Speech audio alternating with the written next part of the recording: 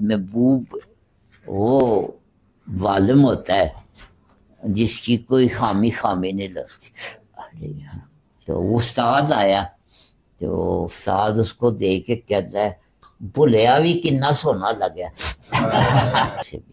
یہ محبوب الہی زبان سے مان اقدس سے یہ بات میں نے اگر بابا حضور سے نہ سنی ہوتی تو مجھے ایک دم یقین نہ ہوتا کہ فقیر وہی ہوتا ہے جو مرنے سے پہلے مر چکا ہوتا ہے، کہ وہ بظاہر زندہ ہوتا ہے. اور دھوبی کا لڑکا تو بظاہر مر گیا تھا، لیکن جو محبوب الہی ہوتا ہے وہ زندگی میں ہی مر چکا ہوتا ہے. موت کو ایبسولوٹ وصال کہا گیا ہے، لیکن زندگی کو ایبسولوٹ فراق نہیں کہا گیا. بابا حضور نے تو اس کو بڑا ڈیسنٹ طریقے سے کہا ہے. ایک بندے نے کہا ہے کہ محبوب وہ ظالم ہوتا ہے جس کی کوئی خامی نہیں لگتی. وہ ظالم شخص ہوتا ہے، یہ برائی بھی برائی نہیں لگتی، اس کو محبوب کہتے ہیں. ایک میوزیشین تھے بڑے مشہور، تو ان کا ایک شاگرد تھا طبلے وغیرہ پہ. وہ شاگرد جو تھا ان کا فیوریٹ تھا، اور باقی جو ان کے شاگرد تھے ان کو یہ معلوم بھی ہو گیا، معلوم بھی تھا. تو ایک دفعہ وہ شاگرد جو تھا نا کو وہ آگے پڑھ رہا تھا، کوئی کلام پڑھ رہا تھا، اور باقی لوگ جو تھے وہ طبلے سارنگی اور اس پہ ہارمونیم پہ تھے. تو انہوں نے صلاح کی کہ ہم نے جو ساز بجاتے وقت نا اس میں کوئی گڑبڑ کر دینی. اس سے یہ ہوگا کہ وہ اگر اب پیچھے جو میوزک ہو رہا ہے نا، تو اگر اس میں ذرا سے بھی گڑبڑ ہو نا تو پڑھنے والا جو ہوتا ہے نا وہ جو کنفیوز ہو جاتا. تو انہوں نے کہا جی گڑبڑ کریں گے تو وہ بھول جائے گا. انہوں نے گڑبڑ کی اور واقعی وہ بھول گیا. تو بعد میں نا وہ آپس میں بڑے خوش ہو کے جو وہ محفل ختم ہو گئی بیٹھے ہوئے تھے، تو وہ استاد آیا تو استاد اس کو دیکھ کے کہتا ہے بھلیا بھی کنا سونا لگیا.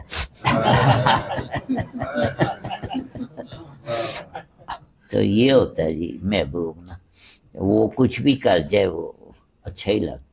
ٹھیک ہے، وہ کیا شعر ہے، وہ جب بھی کوئی نیا ستم ایجاد کرتے ہیں سب سے پہلے مجھ کو یاد کرتے ہیں. ایسا سم تھنگ ہے.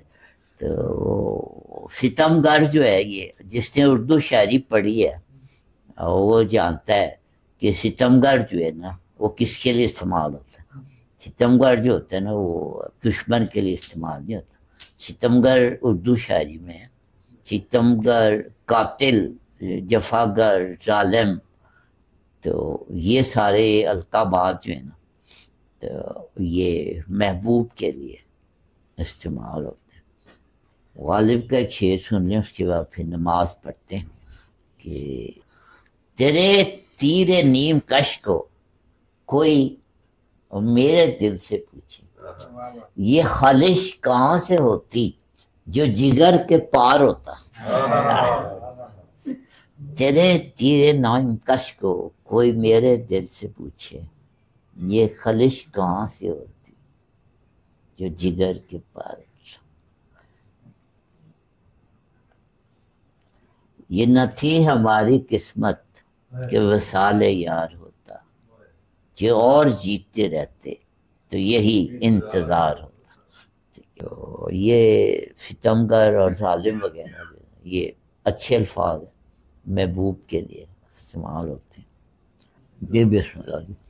جی ثاقب صاحب بڑے عرصے بعد تشریف لائیں، آپ کوئی بات کریں. میں صرف اس لیے آتا ہوں کہ بابا حضور کی محفل ہے تو ایک نسبت مل جائے گی، صرف محفل میں شامل ہونے کے لیے آتا ہوں. जिंदगी में सवाल कोई नहीं है। माशाल्लाह अच्छी बात है जी। ज़रा महबूब के मौजू में थोड़ी सी बात करनी थी जी इजाज़त से। कौन नहीं जानता कि मुसलमानों का महबूब कौन, जी और महबूब की कुछ शराइत भी होती है। महबूब की कुछ शराइत भी होती है। पहली शर्त यह है कि महबूब को मिलने को दिल चाहता है। दूसरी शर्त यह है कि उसके पास बैठे ही रहने को दिल चाहता है। तीसरी शर्त ये होती है कि महबूब की पसंद का ख्याल रखा जाता है। अब महबूब अगर हुस्न इत्तेफाक से इस जहाँ से तो दूसरी तरफ बैठा हो ना, और हम कहें तूले उम्र दे, अल्लाह मियाँ मौत ना दे, अल्लाह मियाँ हमें ज़िंदगी तरतवील कर दे, इसका मतलब यह है कि यू आर गेटिंग लेट हैं। अब आपका महबूब तो उस पर बैठा हुआ है, आप उसके बगैर गुजारा करना जानते हो।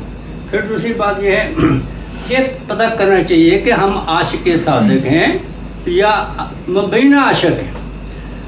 पसंद का ख्याल रखना होता है कि महबूब नाराज ना हो जाए।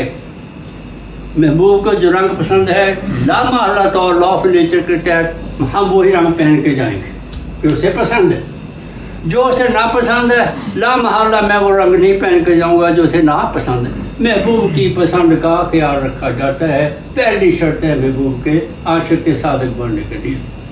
अब महबूब के यतीम गरीब मस्कीन यतीम को खाना खिलाओ तो आप प्लाट से कब्जा कर लिए हैं, तो और फिर कहे जनाबे वाला अल्लाह की राह में मेरे दिए हुए से खर्च करो हैं, तो हम कंजूसी करें तो और बेद हो कि हम आशिक के सादिक भी भाई, फिर आशिक के सादिक नहीं रहते, मुबीना आशिक हो सकते हैं। ठीक है, ज़माने में हमारा खलफशारी ये है कि जिसे आप महबूब तसव्वुर कर रहे हैं उसकी पसंद का ख्याल नहीं रख रहे, बल्कि contrary to interest of your महबूब हमने रवैया अडॉप्ट किया हुआ है। इसी वजह से ज़माने में हयात तैयबा के शान वो आजज़, ईमानदार, साबर, शाकर और दरगुजर करने वाला, माफ़ करने वाला, मेहमान नवाज, अल्लाह की राह में खर्च करने वाला मुआशरा डेवलप नहीं हो रहा, क्योंकि हम महबूब की पसंद का ख्याल नहीं रख रहे। राणा साहब ने ये बात की है कि जिसका महबूब उधर हो, जिंदगी के पार हो, और फिर वो ये कहे कि मैं जिंदा रहना चाहता हूँ, तो वो सच्चा आशिक नहीं। और मालूम नहीं राणा साहब ने ये बात क्यों की है। बहरहाल जो बंदा थोड़ी सी मोहलत चाहता है, उसे चाहिए राणा साहब से रब्ता कर ले और आइंदा की तारीख डलवा ले।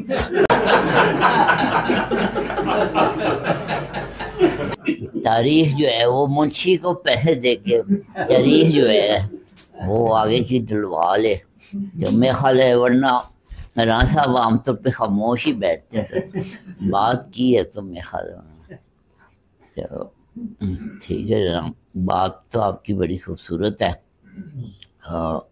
मुझे याद आ गया हजरत महबूब इलाही, ये बात कंफर्म है इसलिए है कि ये बावाजुर ने महफिल में सुनाया। अगर ये बावाजुर की ज़ुबानी मैंने ना सुनी होती और मैं शायद इसकी तहकीक करता गई है किताबों में, 2, 3, 4, 5 किताबों, वो ये बात है कि एक दिन समा के दौरान हज़रत महबूब इलाही वज्द में थे, यानी कि जज्ब में थे या हाल में थे, तो उनकी ज़बान से निकला कि हम धोबी के लड़के जैसे भी ना हो सके। खैर वो समा ख़त्म हो गई, वो कैफियत भी ख़त्म हो गई। तो अब मुश्किल जो होता है ना, आम तौर पे ऐसी बात जो है वो बकायमी होश आवाज़ नहीं करता, लेकिन जब वश की हालत में हो ना, तो फिर उसकी ज़बान से कोई राज निकल जाता है, उसकी ज़िंदगी का या अल्लाह का या अल्लाह वालों का कोई राज जो है ना वो बयान हो जाता है, जब कोई حالت جذب میں ہوتا. کافی عرصے بعد لوگوں نے ایک دفعہ دریافت کیا کہ جی یہ جو آپ نے بات کی تھی نا اس کی ذرا تفصیل بیان کرتے. تو وہ پہلے تو وہ نہیں راضی ہوئے، لیکن غالباً حضرت امیر خسرو نے سفارش کی ہوگی تو انہوں نے کہا اچھا بتا دیتے ہیں کہ کیا ہوا. کہتے ہیں جی ایک بادشاہ تھا اور اس کا ایک شاہی دھوبی تھا. دھوبی بادشاہ کے کپڑے لاتا دھوتا تھا، وہ پرانے زمانے کا جو گھاٹ پہ، تو پھر بعد میں ان کو صاف سوف کر کے بادشاہ کو پہنچا دیتا تھا. دھوبی کا ایک لڑکا تھا، تو اب وہ شاہی خاندان کے سارے کپڑے آتے، ان میں شہزادی کا بھی لباس آتا. دھوبی کا لڑکا جو تھا وہ شہزادی کے لباس کو خاص طور پہ نا دھوتا اور اس کو بڑی یعنی کہ معمول سے زیادہ اس پہ توجہ دیتا اور اس کو اچھی طرح طے کرتا اور بڑی نفاست سے نزاکت سے وہ شہزادی کے کپڑے دھوتا. یہ سلسلہ چلتا رہا. تو ایک دن اس کی ماں کو شک ہوا کہ یہ بات کوئی اور ہی ماجرا ہے. اس نے اس سے پوچھا، پہلے تو اس نے نہ بتایا، پھر بہرحال ماں تھی بتا دیا. بات یہ کہ وہ شہزادی کو میں نے دیکھا تو نہیں ہے، لیکن بات یہ کہ مجھے اسے محبت ہو گئی.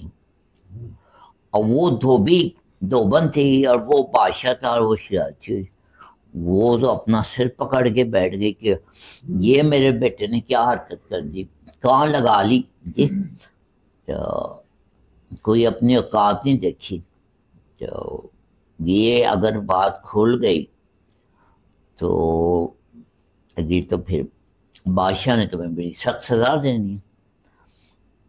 تو وہ کچھ دن تو سوچتی رہی، بیٹے کو بہت سمجھایا، وہ بات نہ آیا. محبت جاری رہی، دیکھا نہیں تھا لیکن محبت. تو اس کے بعد اس کو ایک ترکیب سمجھ آئی دھوبن کو. اس نے اپنے بیٹے سے کہا کہ وہ جو شہزادی تھی نا وہ مر گئی ہے. تو یہ اطلاع جب اس نے بیٹے کو دی تو بیٹا وہیں مر گیا. جب بیٹا مر گیا تو ظاہر ماں تھی، تو بہرحال اس نے راز تو ظاہر نہیں کیا. لیکن کچھ دن بعد شہزادی نے خود پوچھا کہ میرے کپڑوں سے اب وہ خوشبو نہیں آتی جو پہلے آتی، کیا بات ہے. تو دھوبن نے کہا کہ اب بیٹا بھی مر گیا اور اب کچھ میرے پلے تو رہ نہیں گیا، اب بادشاہ نے کیا سزا دینی ہے. وہ باری گیا جس کو تھا محبت، انہوں نے ساری بات نا شہزادی کو سچ سچ بتا. یہ سننا تھا کہ شہزادی بھی سن کے ادھر ہی مر گئے. تو حضرت میں بوبے لائی، انہوں نے وجد میں آ کے کہا کہ ہم دھوبی کے لڑکے جیسے بھی نہیں ہوتے، یعنی کہ ہم اپنے محبوب پہ مر بھی نہیں سکتے. ہم اپنے محبوب کے بعد کیسے زندہ رہ گئے؟ تو ہم دھوبی کے لڑکے جیسے بھی. یہ محبوب الہی زبان سے زبان اقدس سے یہ بات میں نے اگر بابا حضور سے نہ سنی ہوتی تو مجھے ایک دم یقین نہ ہوتا کہ انہوں نے ایسی بات کی، لیکن ایسی بات انہوں نے کی. جی ان کو بات کرنا چاہتا ہوں. حضرت محبوب الہی نے جی جی یہ بات کی ہے اس مقام پہ ہونے کے باوجود کہ بھی ہم اپنے محبوب جی جی گھر مٹنے تک نہیں پہنچ سکے. جی تو پھر ہم جو لوگ ہیں تو ہم اپنے محبوب کو چاہے ہم جیسے بھی ان سے محبت کرتے ہیں، ہم اس بات کا دعویٰ تو نہیں کر سکتے کہ ہم ان جیسے ہو جائیں یا ان کی پورے اسوہ حسنہ پہ ہم چل سکیں، لیکن یہ ہے کہ ہم ان کی نظر میں تو ہوں گے ہی نا۔ اس کو ذرا تھوڑا سا مزید ایکسپلین کریں۔ مختصر کا جواب تو یہ ہے، یہاں سے بات شروع ہوئی تھی، آپ اپنی ڈیٹ کا انتظار کریں، پھر اگر محبت آپ کی پکی ہے تو ٹھیک ہے۔ محبوب اللہ نے یہی کہا نا جی کہ ہم محبت تو کرتے رہے لیکن مرے نہیں، پھر زندہ رہے گا۔ اس پہ ہم شرمندہ ہیں کہ ہمارا محبوب جو رخصت ہو، ہم ادھر ہے وہ ادھر ہے، ادھر ہے، تو ہم دھوبی کے لڑکے کی طرح مر بھی نہیں سکتے، ٹھیک ہے۔ تو یہ اسے تصوف جو ہے، یہ طریقت جو ہے، یہ محبت کے علاوہ اور کچھ، یہ بس صرف جو ہے دھوبی کے لڑکے جیسے ہونے کی جو ہے تمنا کا نام روحانیت ہے، تصوف ہے، ٹھیک ہے۔ تو یہ کھیل ہی کوئی اور۔ علی بھائی آپ کی اجازت سے اس راہ میں سب سے پہلے تو یہ تو ڈیفائن ہونا کہ بندے کا محبوب ہے کون، بندے کا محبوب ہے کون۔ عام فہم میں حضور پاک کی ذات مبارکہ کی طرف بات کر دی جاتی ہے، حضور پاک صلی اللہ علیہ وسلم کی طرف یہ بات کر دی جاتی ہے۔ کیا ہماری یہ اوقات ہے کہ ہم ڈائریکٹ ایسے کہہ دیں کہ ہمارے وہ محبوب ہیں؟ بیچ میں کوئی ذات تو ایسا کوئی وجود گوشت پوشت کا ایسی ہستی ہوگی جو وہاں تک لے کے جائے گی۔ پہلے تو محبوب ڈیفائن ہو کہ محبوب کون ہے۔ یہ سوال نہیں ہے، یہ جواب ہے، ٹھیک ہے۔ تو ٹھیک ہے، اب دین میں جی علی بھائی یہ جو بات ہو رہی ہے، اس بات کے تناظر میں ایک حدیث پاک کی عبارت ذہن میں دوڑ رہی ہے، اگر اجازت ہو۔ اس حدیث پاک پڑھنے سے پہلے وہ بات کو واضح کرنے کے لیے وہ اقبال نے جو بات کی ہے یار غار سے متعلق، کہ پروانے کو چراغ بلبل کو پھول بس، صدیق کے لیے ہے خدا کا رسول بس۔ حدیث پاک یہ ہے کہ ہمارے لجپال کریم آقا و مولا صلی اللہ علیہ وسلم کی ذات پاک نے فرمایا کہ من اراد ان ينظر بمیت یمشی علی وجہ الارض فلینظر الی ابی بکر، اگر کوئی تم میں سے یہ چاہتا ہے کہ روئے زمین کے اوپر چلتی پھرتی میت دیکھنا چاہے تو وہ میرے یار غار کو دیکھے۔ یہاں سے ساری طریقت شروع ہوتی ہے۔ فقیر وہی ہوتا ہے جو مرنے سے پہلے اب مر چکا ہوتا ہے، کہ وہ بظاہر زندہ ہوتا ہے، اور وہ دھوبی کا لڑکا تو بظاہر مر گیا تھا، لیکن جو محبوب الہی ہوتا ہے وہ زندگی میں ہی مر چکا ہوتا ہے۔ ایسے نہیں وہ فکرہ یہ کہتا۔ تو یہ مقام جو ہے زندگی میں مر جانے والا، تو کیا یہ پھر بڑا مقام نہیں ہے؟ دھوبی کے بیٹے کی مر جانے سے جو زندگی میں مرنا ہے، کہ کیا یہ زیادہ مشکل نہیں ہے؟ ہاں، وہ موت جو ہے وہ تو اچانک آ گئی، اور اس کو اس میں کسی کنڈالی میں سے گزرنا نہیں پڑا، اچانک موت آ گئی، ٹھیک ہے۔ جیسے سرحد پہ سپاہی کو گولی لگتی ہے، اچانک موت، شہید ہو جاتا۔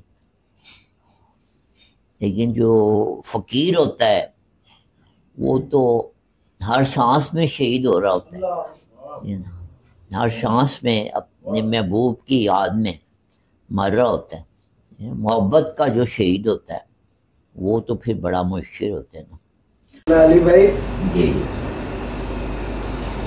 ہمارا ماننا تو یہ ہے، جس طرح یہ تبسم صاحب کہنا چاہ رہے ہیں کہ سرکار محبوب الہی علیہ رحمہ کی ذات پاک، آپ کی ذات پاک سے متعلق جو ہمارا مان ہے، یہ تو یقیناً ان کا جملہ فرمانا یہ تعلیم کے لیے اور کسر نفسی کے طور پر، وگرنہ تو وہ دھوبن کے لڑکے جیسے ہزاروں جو ہیں وہ محبوب الہی کے انداز محبت پر قربان.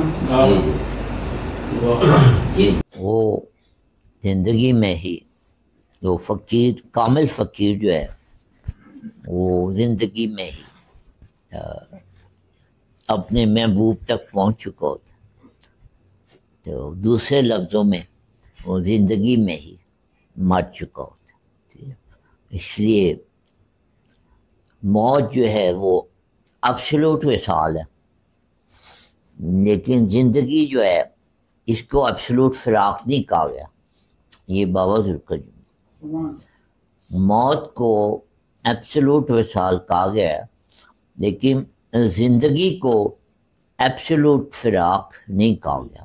ایبسولوٹ فراق کیوں نہیں کہا گیا؟ کیونکہ درویش کے لیے یہاں پہ ہی مثال بھی ہوتا ہے اور پھر یہاں پہ فراق بھی ہوتا ہے. ٹھیک ہے نا؟ وہ محبوب جو ہے وہ اسے مل بھی جاتا ہے. کوئلے کا انگارہ ہو اور دوسرے ہاتھ میں برف کا ڈلا ہو، اور نہ وہ کوئلے کے انگارے کی گرمی کو کم ہونے دے اور نہ وہ برف کو پگھلنے دے. ایک ہاتھ میں انگارہ، ایک ہاتھ میں برف رکھ دیا جائے، اس پہ کہہ دیا جائے کہ یہ بجھے گا تو تیری گردن اڑا دیں گے، وہ پگھلے گا تو تیری، اور اس کے ہی ایک انسان کے دو ہاتھوں پہ یہ چیز ہو. ٹھیک ہے، تو وہ ہوتا ہے درویش. وہ جیسے کہ فرمایا مولانا نے کہ وہ چلتی پھرتی لاش ہوتا. ٹھیک ہے، وہ اپنے محبوب تک، وہ اس زندگی میں ہی وہاں تک اس کی پرواز ہو چکی ہوتی تھی. اور میری زد میں لامکاں ہے، میرا کام شاہ بازی.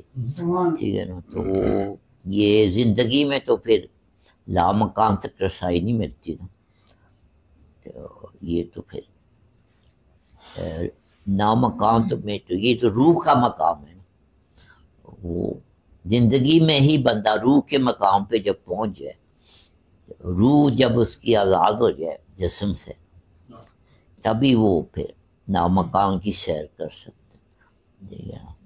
تو میں طاہر لاہوتی، میں جوہر ملک، ناسوتی نے کم مجھ کو اس حال میں پہچان. تو یہ وہ مقامات ہوتے ہیں. یہ سارے مقامات جو